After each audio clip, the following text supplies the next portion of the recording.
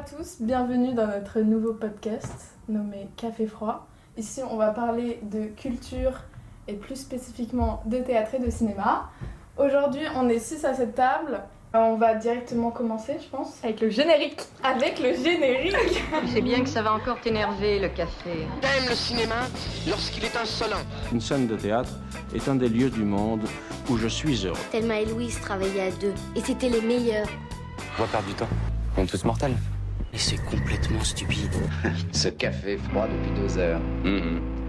J'y ai même mis mes cendres. Aujourd'hui, on a un beau programme en vrai. On va pouvoir aborder 2 pièces de théâtre qui sont Anatomie d'un suicide, mise en scène par Christophe Rauque, et Les Idoles, mise en scène par Christophe Honoré. Et 2 films qui sont Lire Lolita à Téhéran de Eran Riklis et Mickey 17 de Bong Joon-ho. Donc Anatomie d'un suicide, c'est une pièce de... le texte vient d'Alice Birch, qui est connue pour avoir écrit Normal People. Une mise en scène qui a été faite aux Amandiers. C'est une pièce qui est jouée jusqu'au 19 avril, donc n'hésitez pas à prendre vos places. Ça raconte l'histoire de 3 femmes, une mère, sa fille et sa petite fille, donc on a vraiment 3 générations, et qui se racontent à 3 époques différentes, des années 70 à nos jours, mais leur histoire incarnée, simultanée sur scène, s'entrecroisent et se font puissamment écho. Et il y a 2 questions sur le site qui sont posées. Peut-on échapper au destin familial ? Comment survivre au chaos intérieur provoqué par le suicide d'une mère ? Ensuite, on pourra parler. Ensuite, on pourra... Le deuxième mouvement. Le sujet, ce n'est pas le suicide, ce n'est pas le sujet. Le sujet, c'est l'enfant. On brise le tabou du suicide, comment ça passe de génération en génération, et pourquoi et comment on coupe cette chose-là. Je serais sortie de tout ça. Tu t'es cassé le poignet. Foulée. Tu t'es cassé le poignet. En fait, le théâtre ne nous donne pas de réponse. Il nous fait nous poser des questions, à nous de trouver nos propres réponses, puisque les vôtres seront différentes que les miennes, quoi. Il y a plusieurs situations qui se passent en même temps. Donc dès le début, on a on a 2 personnages, donc la grand-mère et la mère. Et puis petit à petit, on doit, entre guillemets, pouvoir suivre les 3 histoires, ce qui est impossible. Donc il y a un peu le parti pris de les gens qui vont aller à ce spectacle ne vont pas pouvoir tout voir d'un coup. Et moi, j'ai trouvé ça plutôt innovant et que c'est chouette d'accepter en fait de se concentrer soit que sur une personne pendant tout le spectacle, soit de temps en temps avoir quelques bribes de situation, etc. Enfin, je sais pas ce que vous avez trouvé.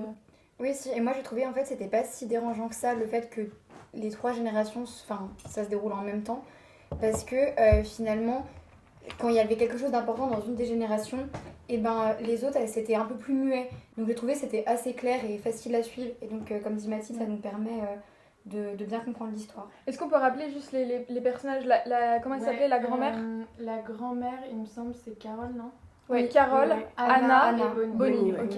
Ouais. Et justement, le fait qu'on choisisse de s'attarder sur une histoire en particulier à certains moments de la pièce, c'est pas forcément gênant parce que quand on suit un autre personnage après, on n'a pas besoin de tout savoir de la conversation qu'il y a eu entre les 2 acteurs dans ce moment-là de l'histoire pour savoir ce qu'ils sont en train de se raconter. Et c'est ça aussi qui est fort dans la pièce, c'est que même si on suit pas toute l'histoire du personnage, par exemple de Bonnie, depuis le début, on arrive à raccrocher les wagons entre ce qui se passe dans les différentes époques. Je pense aussi le texte, il a vraiment été écrit comme ça. C'est pour ça qu'il marche. Genre, c'est que ça a vraiment été écrit dans ces dialogues qui s'entrecroisent, quoi. Et que vraiment, juste de voir le texte, je sais pas si vous l'avez regardé du coup, mais c'est hyper surprenant comme manière d'écrire et je trouve ça hyper original de voir le texte comme une partition. C'est hyper complexe. Ouais, oui, c'est vraiment 3 colonnes qui sont latérales et qui se juxtaposent. Ouais. Et ce qui marche bien, je trouve, dans la mise en scène, c'est qu'il n'a pas choisi de diviser la scène en 3 parties, mettre grand-mère, fille, petite fille. Mais que ça se mélange en fait, ça va à l'arrière, elle passe d'un espace à un autre et je trouve que ça représente vraiment la complexité de ce truc de... C'est lié en fait, tout leur destin ils sont liés et le trauma de la mère, il rejaillit sur la petite fille et donc elles vont se croiser sur scène parce que en fait leurs héritages se croisent dans leur santé mentale et dans leur vie quoi. Aussi la persistance des fantômes parce que du coup il y a toujours sa grand-mère ou sa mère qui est derrière elle dans la mise en scène même si elle la voit pas et ça fait aussi se croiser et se transmettre plus les générations. Le fait que le metteur en scène ait choisi de pas les séparer.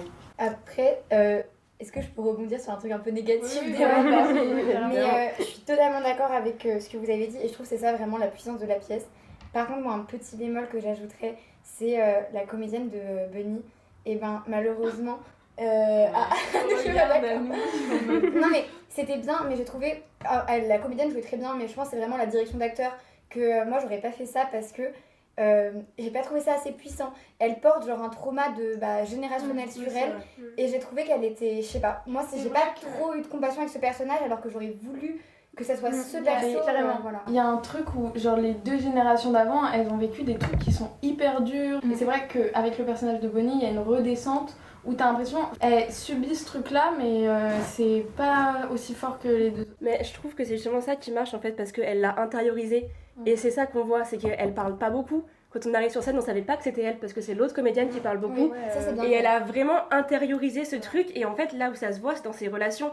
Genre sa relation avec la femme qu'elle rencontre, elle y arrive pas en fait, elle arrive pas à se libérer, elle arrive pas à s'ouvrir, et pour moi justement le fait qu'elle soit un peu en dessous, un ton en dessous au niveau de sa souffrance, c'est pas parce que la souffrance est moindre, mais c'est parce qu'elle l'a vraiment enfoncée en fait. Et il y a 2 générations au-dessus d'elle et c'est trop profond quoi. Je rejoins un peu Mel, je trouve qu'aussi le personnage il est quand même hyper crescendo, elle est humaine et c'est vrai qu'on n'est pas toujours hyper cool à suivre, enfin, surtout quand on a des traumas de génération en génération. Mais elle a quand même un truc de vrai et à la fin quand elle fait le regard public, on est quand même attaché à elle et on se dit qu'elle a existé. Mais aussi le fait que ce personnage il soit moins on va dire puissant au niveau émotionnel, c'est le fait que elle en fait elle a pas vraiment elle a des souvenirs là, mais elle dit souvent dans la pièce que c'est ce qu'on lui a raconté et c'est pas vraiment ce dont elle a vécu, donc il y a forcément aussi ce décalage et ce détachement par rapport aux autres personnages, du fait que les autres personnages, ils ont vraiment vécu ça, alors que elle, ça passe plutôt par ce qu'on lui a raconté, par ses souvenirs, mais par aussi les souvenirs des autres personnages qui sont traumatisés dans la pièce. Et donc je trouve que le fait qu'il y ait ce décalage justement avec les 2 autres actrices, ça joue aussi sur ce point-là, quoi. Et donc c'est intéressant de l'avoir fait comme ça. Parce qu'elle est très réaliste, genre comme tu disais Anouk, elle est très vraie, elle est très réaliste, et elle a vraiment... cette question de ses souvenirs, c'est qu'elle a vraiment ce vide mémoriel. On lui a pas dit les choses clairement, on lui a caché les choses. Et cette question de la mémoire et du fait qu'elle soit une mémoire qui soit amputée de quelque chose, c'est aussi ça je pense qui fait que cette douleur elle est plus intérieure et qui rallie ça à la maison en fait. C'est que tout cet espace de la maison, c'est là qu'elle va peut-être avoir des brides de souvenirs et genre sentir les traumas, mais c'est quelque chose qui pour elle reste très flou, qu'elle peut pas toucher clairement et exprimer clairement. Et ouais, du coup je la trouve vraiment... Mais moi je suis d'accord avec ce que vous dites, mais j'ai pas trop ressenti ça parce que j'ai trouvé qu'elle était plutôt dans un entre-deux de être un peu en décalage avec les 2 autres, et à la fois il y a un moment, sans dire trop, où elle implose un petit peu, où vraiment et moi je le trouvais très faux ce moment. Je sais pas, j'avais peut-être trop d'attentes sur ce personnage là. Sa crise, ça m'a pas percuté. Mais c'est marrant parce que du coup déjà on peut avoir différentes perceptions dans un spectacle où il n'y a qu'une seule histoire à suivre, mais alors là, étant donné qu'on n'a pas toutes suivi le même truc, c'est peut-être pour ça aussi. Le spectacle se prête à ça aussi. Ouais. Et ça fait qu'on pas les mêmes choses au même moment. Et que par exemple, je rejoins Bérénice encore une fois, mais ça se trouve, toutes les 4, vous avez suivi un truc particulier que nous on n'a pas eu, et ce qui fait qu'on s'est moins attaché à elle. Du coup vous avez suivi plus quelle histoire, vous avez réussi à vraiment les regarder les 3, ou alors vous êtes vraiment focus sur perso j'étais vraiment beaucoup en empathie avec le personnage de Anna, je pense que c'était ma préférée. Donc la mère. Ouais, du coup il y avait un truc dès qu'elle était là j'étais en mode je vais te suivre. Moi c'était plus Anna et Carole, ouais. Oui, moi aussi. Mais Bonnie, du coup, mais elle est tomber. essentielle, quoi. Tu vois, oui, carrément. Tu veux pas avoir la pièce sans elle. Mais aussi, moi, j'aimerais bien qu'on parle de la mise en scène, parce que moi, ça m'a bluffé. Les belles images qu'ils arrivent à créer et la complexité du truc. Et je trouve que même les projections, ça marchait hyper bien. Genre, ça se superpose des motifs un peu pour les années. Et ça marchait trop bien. Et bon, à part la... finale. Oui. Tout peut pas être bien après. C'est normal. La scène finale, moi, ça m'a vraiment... En fait, genre, je l'ai trouvée bien dans l'énergie, dans ce qu'elle racontait. Mais visuellement et esthétiquement parlant, elle m'a tellement déçue. Genre, je suis tombée, j'ai fait... C'est la fin. C'est qui d'entre nous qui a dit que c'était un tableau Pinterest? Oui, voilà. Je vois, en fait, je n'ai pas compris pourquoi la robe et tout avec la petite fille, et je trouvais que ça faisait un peu cliché en mode. Ouais, carrément. Puis surtout, on passe de. Genre presque, je me souviens plus qu'on a fait 2 heures la pièce. Ouais, 2 heures. Voilà, on passe quasiment de 2 heures à une mise en scène hyper chargée où on sait plus où donner de la tête. Et là, à la fin, voilà, et genre hyper presque trop simpliste quoi. C'était pas percutant, genre nous il y a eu un petit blanc de quelques secondes et on savait pas si c'était vraiment la fin ou pas parce que ça faisait pas un final de théâtre quoi. Il est pas, ce tableau final n'est pas à la hauteur de la pièce quoi.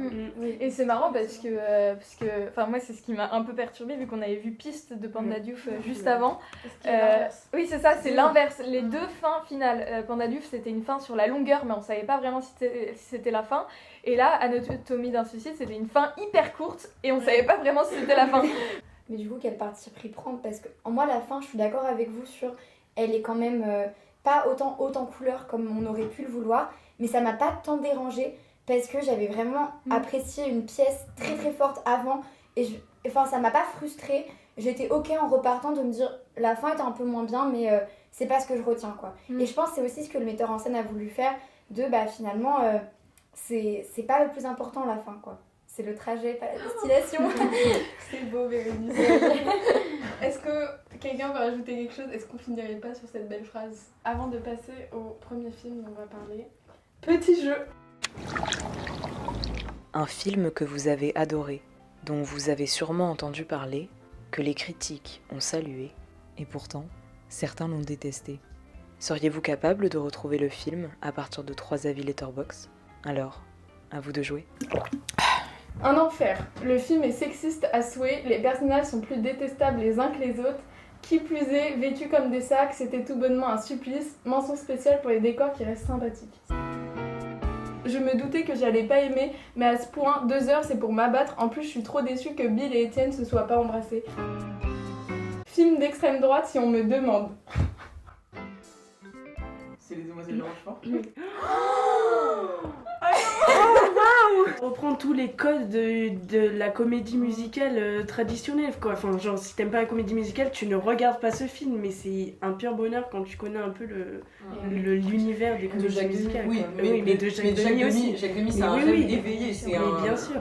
Un moment enchanté, enfin vraiment si tu le prends premier degré, évidemment que t'es déçu. Mais bon, faut aussi se laisser porter par le truc. Et juste extrême droite, mais c'est le mec n'avait aucun argument, il a juste dit c'est un film d'extrême droite. Mais c'est les revenus Letterboxd. Je le déteste, je le ouais. C'est marrant parce qu'on parlera tout à l'heure de Jacques Demy pour la deuxième pièce. Mais pour l'instant, on va s'attarder sur le film Lire Lolita à Téhéran, réalisé par Eran Riklich. J'espère que je le dis bien, je ne sais pas. C'est un film qui est sorti le 25 mars, qui est encore en salle, vous pouvez encore aller le voir. Donc c'est l'histoire de Hazar Nafissi, professeur à l'université de Téhéran, qui réunit secrètement 7 de ses étudiantes pour lire des classiques de la littérature occidentale, interdits par le régime. Alors que les fondamentalistes sont au pouvoir, ces femmes se retrouvent, retirent leur voile et discutent de leurs espoirs, de leurs amours et de leur place dans une société de plus en plus oppressive. Pour elle, lire Lolita à Téhéran, c'est célébrer le pouvoir libérateur de la littérature. Literature they don't want us to read, the forbidden books. Let's see if reading Lolita here in Tehran will help us fight back.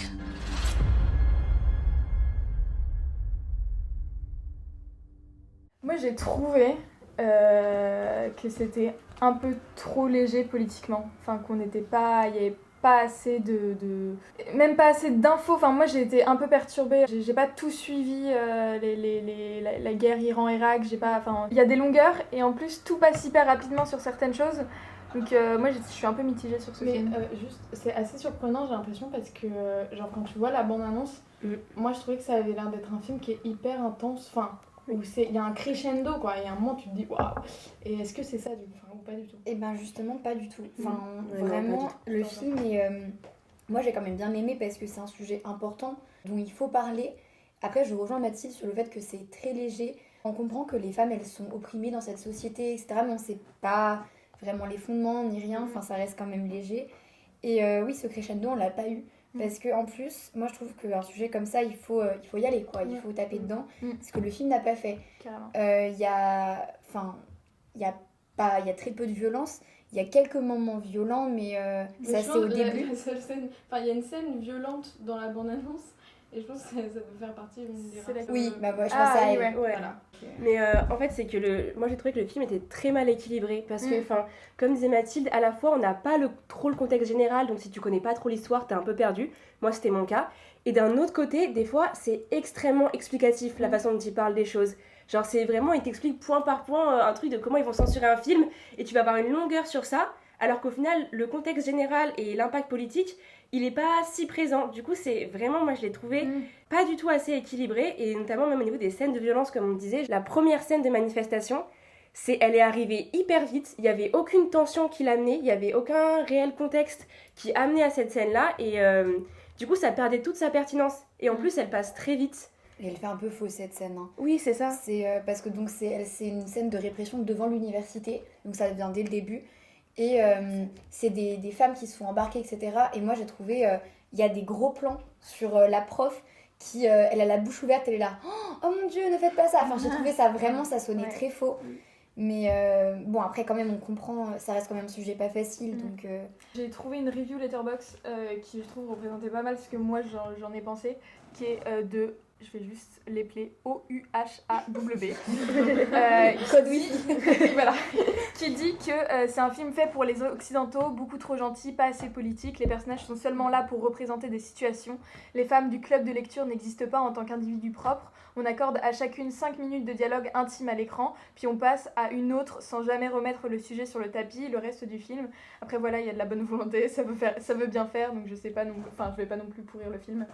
Mais moi je le rejoins vraiment là-dessus. C'est vrai qu'il y a beaucoup de femmes et elles sont pas assez... on connaît légèrement leur histoire, mais c'est hyper... tout est en surface. Oui, ils prennent vraiment le parti pris de l'intime, même avec la personnage principale, et en soi, c'est une autobiographie, donc normal. Mais c'est vrai que oui, comme c'est pas approfondi, ça fonctionne pas forcément très bien, je trouve. Et moi je me demandais pourquoi ce choix dans le film de lire ce livre en particulier, de mettre la lumière sur ce livre. Déjà il faut savoir que le film il est divisé en plusieurs parties, 3 ou 4, je sais plus exactement. Et chaque partie porte le nom d'un roman. D'accord. Et donc Lolita c'est le nom d'une partie. Mais on commence avec le Great Gatsby. Et moi je suis d'accord, surtout que c'est le titre Lolita. Oui, on imagine que ça va tourner autour de ça. Oui, et alors c'est pas le cas, que non. C'est bizarre. Et justement ça revient, ce que je voulais évoquer, c'est que ça parle très peu de littérature finalement. On l'a un peu avec Gatsby au début parce que ils sont encore à l'université en train de l'étudier, donc ils font un espèce de procès, etc. autour du livre. C'est sympa. Et après, on perd, au fur et à mesure que le film avance, on perd cette dimension de littérature. C'est peut-être volontaire, comme les livres sont censurés, peut-être, je ne sais pas trop. Mais donc, on ne sait pas pourquoi Lolita, quoi. On parle à un moment donné, il y en a une qui pose une question de est-ce que finalement on est toutes Lolita ? Mais oui, c'est vrai, Mathilde, t'as raison. Elle parle de ça à un moment, mais j'ai pas trouvé ça très pertinent parce que il faut partir du principe qu'on connaît l'histoire de Lolita pour comprendre ce que les filles dans le film disent. Et oui, non, ça m'a pas percuté, quoi. Est-ce que vous recommanderiez quand même ce film ou pas ? Moi oui, parce que c'est quand même un sujet qui est important parce que même si il y a quand même des lacunes sur certains sujets, le peu que le film nous informe, c'est quand même des informations à prendre, quoi. Ouais. Je pense que le roman autobiographique, il est mieux expliqué, et même au niveau du contexte. Adapter un livre en film, c'est extrêmement compliqué, t'es obligé de faire des choix. Donc je pense que le livre il doit être mieux, quoi. Cette femme, elle l'a vécu, elle l'a écrit, quoi. Oui, voilà, c'est ça. Là, il y a quand même, c'est un film qui est réalisé par un homme de 70 piges. Bon. Ah oui, d'accord. Voilà, quoi. T'es dit. C'était tout pour lire Lolita à Téhéran. Voilà. Review Letterboxd. Même consigne. Un film, 3 avis. À vous de jouer. Film composé d'interminables dialogues vaseux et de plaisanteries pour initier entre potes. Le réalisateur se fait plaisir, le spectateur s'ennuie. Harris Dickinson John Scare. Assurément un des plus mauvais films du réalisateur qui aurait dû tenir sa promesse de faire des trucs de jeunes en jouant aux jeux vidéo. Ok gars, c'est un peu violent. Le film dure 2 heures, mais paraît en durer 4. Une mort cinématographique à 30 ans qui fait une promesse jadis du cinéma québécois.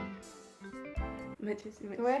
Mathias, ça va pas. C'est violent. C'est hyper violent. Ouais. Et tu vois, c'est ça, moi je comprends quand Xavier Dolan il a envie de leur faire des fuck et de dire j'arrête le cinéma, Oui. me casser les couilles. C'est vrai que ça m'énerve. Ce jeu, c'est juste pour nous énerver. En plus, c'est que des films qu'on aime. Pourquoi Bah oui, tu mais fais ça? exprès. En même temps, c'est ça me marrant. rend hyper énervé. C'est hyper marrant, c'est pour ça que tu t'y attends pas, sinon c'est pas drôle. Et maintenant on va passer sur notre deuxième pièce et notre dernière pour ce podcast. On va parler des idoles écrits et mises en scène par Christophe Honoré.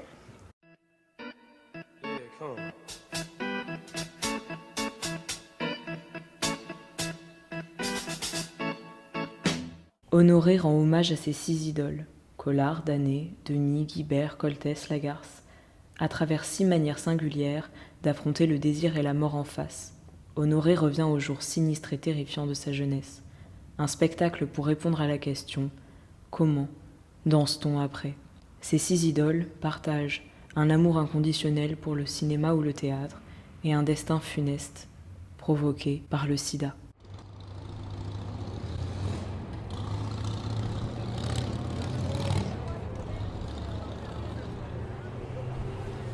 Qu'est-ce que vous avez pensé de manière globale du spectacle? J'ai adoré. J'avais vu sa précédente pièce et j'adore ce qu'il fait et je suis trop fan. J'aime le fait qu'il fasse intervenir plein de personnages et plein de fantômes et qu'il les fasse interagir et vivre. Et ça évoque des trucs très personnels où à chaque fois, je trouve ça très inspirant.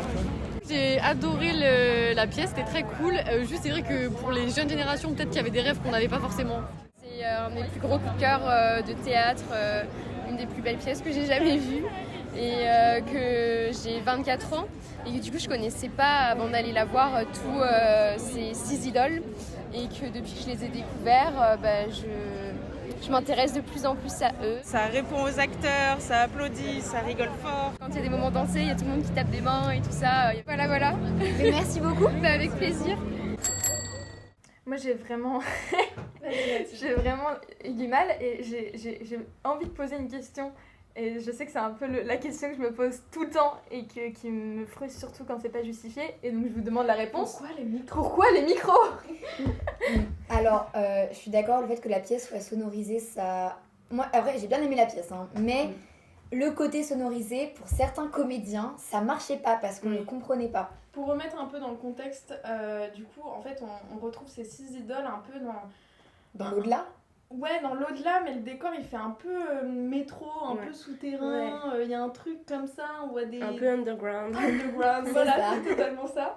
Et en fait, ils s'expriment tous, ils ont tous des micros à pied et ils alternent entre vraiment parler de façon théâtrale et utiliser ces micros. Mais en fait, moi, je crois que j'y vois dans ces micros la possibilité d'une vraie intimité qui est hyper importante, mais c'est vrai que j'ai pas l'explication. Ce qui m'a perturbée, c'est que ça passe de l'un à l'autre très rapidement, des fois au plein milieu de quelque chose, et du coup c'est vrai qu'on se pose question pourquoi en fait. Mais oui, il n'y avait pas vraiment de cohérence, mais bizarrement moi je trouvais que ça faisait un peu une dynamique, genre d'un coup comme ça t'as une voix énorme, puis non, puis oui, puis non, et moi je pense que ça m'a un peu maintenu et raccroché à des moments, mais c'est vrai que la cohérence ou le sens, je sais pas exactement.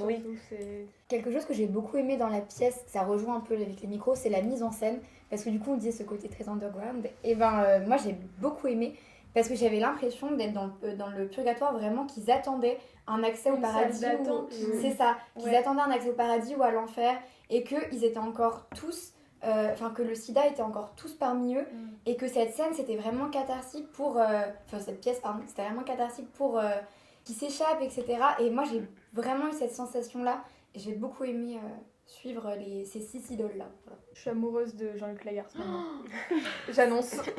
Petit changement de perspective. Non mais le comédien était vraiment très bien. Vraiment. Il avait un truc et c'était cool que ce soit du coup lui qui mène un peu le truc, c'est lui qui commence et du coup t'es direct tapé. Sur le moment de la pièce, j'ai eu du mal. Je sais pas, il y avait des trucs, je trouvais qu'il y avait des petits hicks, tu vois, c'est dans la globalité c'est une bonne pièce, mais il y a des moments où tu te dis oula, qu'est-ce qui se passe, genre elle fait des crêpes là. Oui. Ouais. Non mais voilà, tout ça, mais je crois qu'avec du recul et quand j'y repense, j'ai un super souvenir de cette pièce et je trouve qu'en fait elle a réussi à capter une atmosphère qui est singulière et qui lui va bien. Oui, parce qu'il y a plein de choses qui se dégagent, genre c'est pas juste oh ils ont eu le sida et c'est triste et ils ont souffert quoi.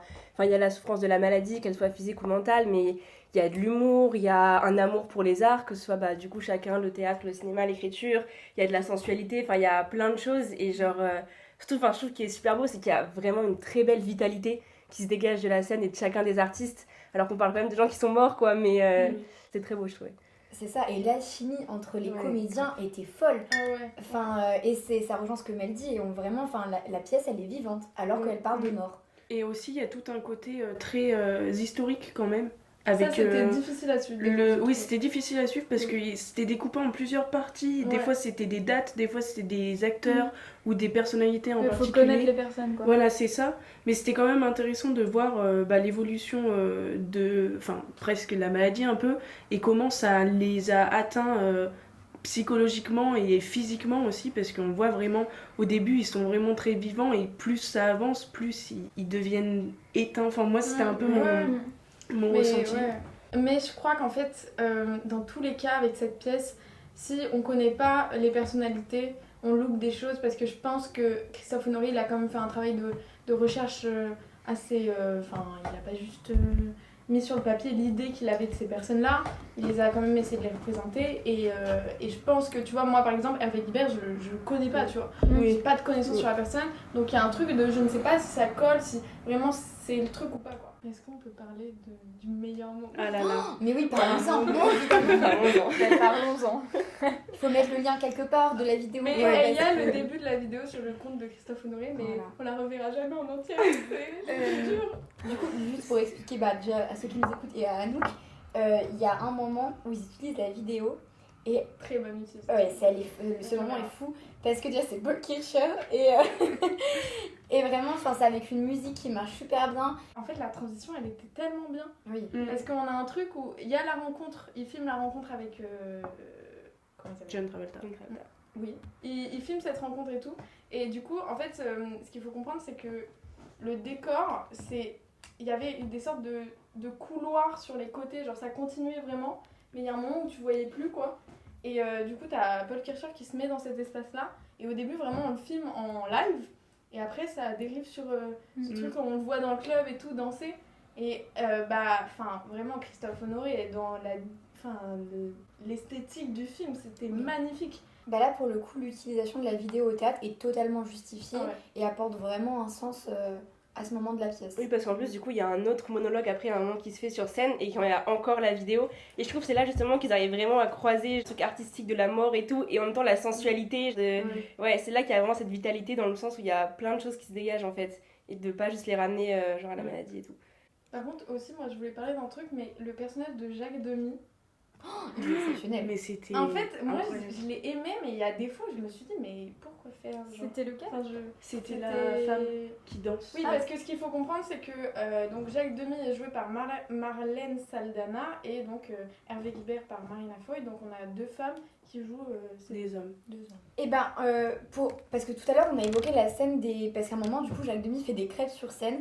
On a évoqué que c'était complètement what the fuck.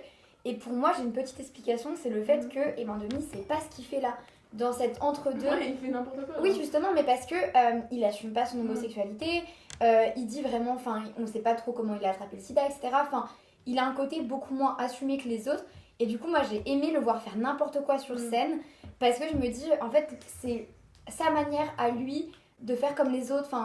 J'ai beaucoup aimé ça. Et donc, pour moi, ça m'a pas étonné qu'il fasse des crêpes. Et il y a un moment où il danse et il est complètement fou. Et la comédienne est juste géniale. Et ben voilà. Review. Cette revue elle est un peu spéciale parce que c'est pas un film, mais vous allez la voir direct. Et j'ai voulu la mettre parce que c'est pour manifester la vie. Même consigne.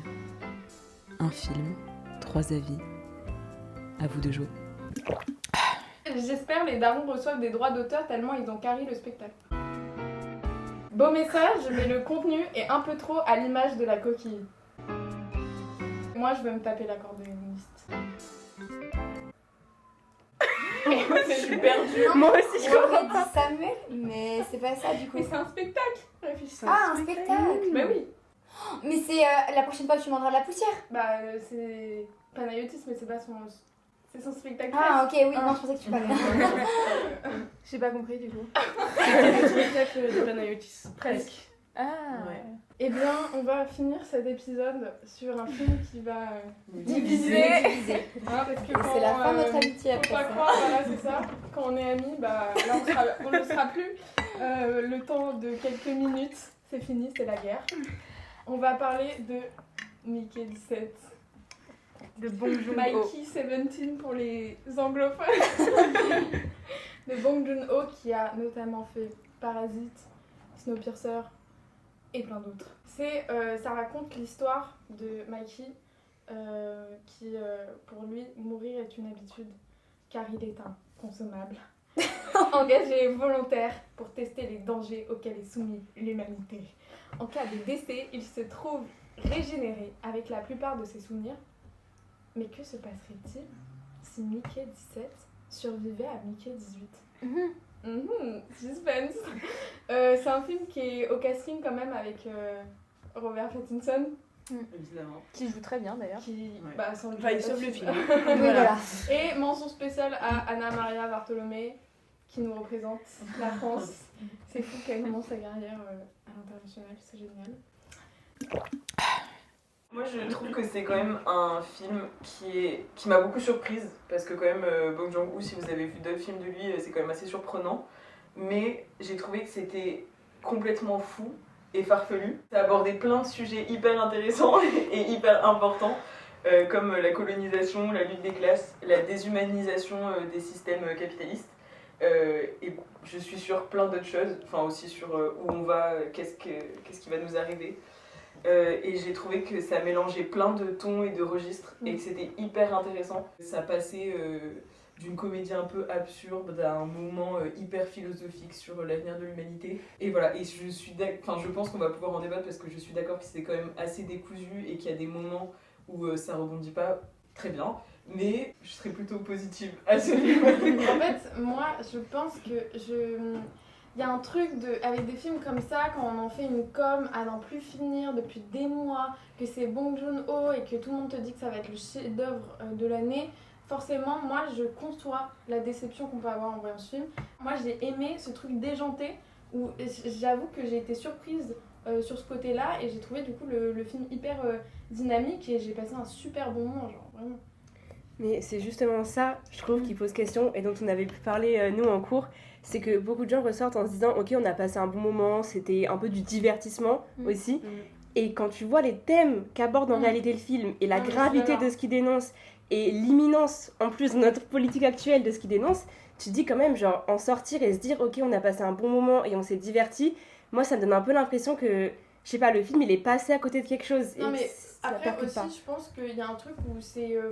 tu peux passer vraiment des messages hyper importants grâce à la comédie, et je pense que ce film réussit, tu vois. Mais sauf que comme là, c'est pas full de la comédie, et il y a quand même des moments qui se veulent graves, pour moi, c'est là que ça pêche. Bah pour moi, c'est quasiment full de la comédie, non? Ah, moi, j'ai pas trouvé, non. Ah ouais? Il y a des moments un peu... Ah ouais? Moi, le truc, il y a des moments qui se voulaient vraiment premier degré des fois, et que du coup, bah ouais, ça marchait plus. Bah, je trouve déjà le fait qu'on soit pas d'accord si c'était premier ou second degré à des moments, ça en dit long sur le film. Et quelque chose, moi, faut savoir que j'ai vraiment pas aimé ce film, j'étais très déçue. Bah, tout d'abord, c'est vrai qu'il aborde plein de sujets importants, mais le problème, c'est que le film veut tellement en traiter que ça marche pas en fait. Parce qu'on soulève forcément le sujet de la dictature, du totalitarisme, etc. Et à la fois, il y a tous les problèmes éthiques du clonage, etc. que le film pose. Et en fait, on sait pas où donner de la tête, parce que ça reste en surface sur tout, et finalement, ça ne critique rien. Mais aussi, je voulais rebondir sur ce que... je sais plus qui disait ça, mais... donc, c'est une critique de Trump. Je pense qu'on est un peu tous d'accord pour dire que c'est le cas, en tout cas, des dictateurs en général. Ça critique les dictateurs et tout, qui ont cette place de bouffon. Et Trump, aujourd'hui, a cette place de bouffon. Bah, plus t'entres dans les extrêmes, plus ça marche d'être bouffon, en fait. Oui, genre parce que ça fait rire, parce que etc. Mais moi, c'est marrant, parce que du coup, j'ai capté que oui, il y avait plein de refs à Trump, et au final, c'est pas si éloigné. Mais moi, j'ai vu que Hitler pendant tout le truc. Moi et c'est pas vu Trump. Moi aussi. Maintenant, quand on en parle, oui, ça reste rapproché, mais vraiment, j'ai pas vu, pour moi j'étais full Hitler. Je pense que ça raconte un truc aussi, si oui, tu vois carrément. du Hitler dans Trump. Ouais. Bon, voilà. Mais ça, donc j'ai vu des interviews du réalisateur qui expliquaient comme quoi, non, il ne critiquait pas Trump, ce qui m'a vraiment énervée parce que un film qui se veut engagé comme ça dans la période où on est, il doit y aller. Et il a dit non, en fait il s'est vraiment dédouané du truc en disant que il ne critiquait pas Trump, que c'était un mélange de tous les dictateurs, tout ça. Mais je pense qu'il en fait partie, enfin ce serait... Oui, mais du coup faut assumer. Parce que surtout la période qu'on vit actuellement, tu peux pas faire un film qui dénonce explicitement ça, qui reprend vraiment les codes de Trump. Enfin, le dictateur du film, dans sa posture, dans sa manière d'agir, c'est vraiment Trump. Et le titre du film aussi, ça que je voulais dire, c'est Mickey 17. Et du coup, ça fait référence à 2017, les élections de Trump, etc. Wow. Bref, merci Josué. Voilà, c'est ce qu'on a dit en cours. Ah ouais, parce qu'en fait, de base, le film devait sortir bien avant 2025. Et donc, qu'est-ce que ça raconte, cette attente de film? Mais pourquoi ils ont attendu Mais moi, je pense que c'est parce qu'ils voulaient pas trop se confronter à Trump, justement. Ouais, est-ce qu'ils ont attendu que ce soit Kamala Harris qui soit présidente pour justement... Mais justement, c'est pour moi justement, ils allaient pas attendre 50 c'est hyper pertinent que ce soit au moment... Enfin, malheureusement, mais que... Du coup, moi, je trouve que ça a plus de pertinence. Mais je suis d'accord avec vous sur le fait que c'est plus pertinent maintenant. Oui. Mais du coup, les interviews du réal sont incohérentes et ne suivent pas. Parce qu'ils se dédouanent vraiment de ça. Bah, écoute, franchement, j'avais pas vu les interviews du réal, mais j'ai trouvé ça génial que Robert Pattinson s'associe à Bong Joon-ho pour faire un film aussi intéressant, même si il y a des choses à... On peut dire des choses, j'en suis d'accord. Il y a quand même plein de choses qui sont évoquées qui sont nécessaires, surtout en ce moment, notamment avec l'élection de Trump. En plus, ça peut pas être un hasard parce que Bong Joon-ho, il est sud-coréen, il en a fait des films avec des castes sud-coréens, et c'est quand même un film où là, c'est américain, tu vois. Genre, mais du coup, on n'a pas la réponse à pourquoi il se dédouane de ça. Genre, je trouvais que le film était pas du tout fin sur ça, enfin, je veux dire, c'est gros. Ah bah oui. En fait, il y a un truc avec ce film où c'est sûr que les messages sont immenses. Si tu les vois c'est des panneaux. C'est pas possible. Et c'est ça qui m'a énervée aussi, c'est que c'était un film un peu bête et qu'il prenait vraiment les spectateurs par la main et qu'il leur disait venez, on va vous montrer ce que c'est le totalitarisme. Après, je pense qu'il y a un truc où c'est un film qui veut quand même toucher un large public. Je me suis dit pareil au début, on sait qui est le méchant, le dictateur, ah là là, le gros méchant et le gros gentil et son amoureuse et machin. Et donc ça m'avait un peu saoulé qu'ils rentrent des personnages dans des cases et ils disent là il y a le bien, là il y a le mal et vous savez où vous placez entre les deux. Mais en fait j'ai trouvé que c'était vraiment justifié parce que pour le coup le fait qu'il se réimprime à chaque fois, il perd aussi un peu de personnalité et du coup il devient un peu plus une machine. Et de catégoriser le bien et le mal, pour moi, il montrait aussi comment on allait vers une déshumanisation totale où en fait on devenait un clone, quoi, un individu complètement... juste au service de ce truc-là, quoi. Oui, mais même, genre, juste, t'as plus cette complexité de l'être humain où t'es gentil, mais à la fois t'es méchant et tu l'aimes pas. Bah, en vrai, et je pense qu'ils auraient pu quand même aussi un peu plus développer sur ça. J'avais envie d'en savoir plus sur lui, sa condition d'être à cette place-là, quoi. Moi, je trouve que le film, il aurait pu être vraiment intéressant, mais il y a tellement de sujets évoqués que en surface, que ça devient juste absurde, mais genre dans le mauvais sens du terme, dans le sens où tu t'en as trop en fait, et c'est n'importe quoi, genre rien que les extraterrestres, je sais pas comment on les appelle, mais ça n'a aucun sens. Mais surtout juste un truc qui moi aussi m'a saoulée, c'est venez on arrête de mettre des personnages féminins qui ne servent qu'à se battre avec une autre femme pour un homme. C'est-à-dire que la meuf qui joue Anna, comment elle s'appelle déjà? Anna Bartolomé. Voilà, Anna Bartolomé, donc elle est... Enfin, il y a un truc avec Mickey 17, et genre sa scène d'éclat, la scène où on la voit vraiment un peu longtemps, c'est la scène où elle se dispute avec l'autre meuf pour avoir Mickey 17. Je suis totalement d'accord avec Mel, je l'ai écrit d'ailleurs ici. Le crépage de chignon, le crépage de chignon entre les deux filles, j'avais vraiment envie de sortir de la salle, quoi, parce que je suis en mode, ok, bon, vous mettez des personnages féminins, c'est bien, mais elles se battent, et c'est pas juste une dispute, quoi, elles se battent pour le corps d'un mec. Genre, parce qu'elles veulent les deux, coucher avec lui, quoi. Ouais. Genre, il y en a une qui est amoureuse, Asha, du coup, on comprend. Et Kay, elle veut juste coucher avec lui. Après, il y a le truc aussi, il y a le contexte, je crois, ils ont pas le droit d'avoir des relations. Il y a un truc aussi, c'est ça qu'il faut penser, genre, ils sont dans un... Moi, en vrai, je trouve ça cohérent, genre, quand ils t'introduisent qu'ils ont pas le droit d'avoir des relations, et que t'as une option de pouvoir enfin avoir du plaisir, je pense, oui, tu te bats, en fait. Oui, mais genre là, ça leur fait... Enfin, le fait qu'elles se battent, même pas pour... être avec le gars, c'est juste pour coucher avec lui comme si c'était un objet. Ça les fait juste rentrer dans ce système déjà aliénant du mais parce que vaisseau. Mais oui, mais parce que la scène est humiliante en fait. Le personnage de Kay, après là, qui quand elle va par exemple manger avec les dirigeants qui lui propose de faire la mère porteuse, je sais pas quoi, là elle se révolte comme si non, depuis le début elle était pas dans ce système là, alors que avant elle fait, je sais pas, ça collait pas en fait son personnage, à aucun moment elle avait des discours qui étaient cohérents en fonction des scènes dans lesquelles elle jouait, c'était... Ça m'a tellement énervée. J'ai vu la scène, j'étais là non. J'espère que vous avez passé un bon moment en notre compagnie. Ne vous inquiétez pas, ça va réarriver très prochainement. Bisous. Bisous.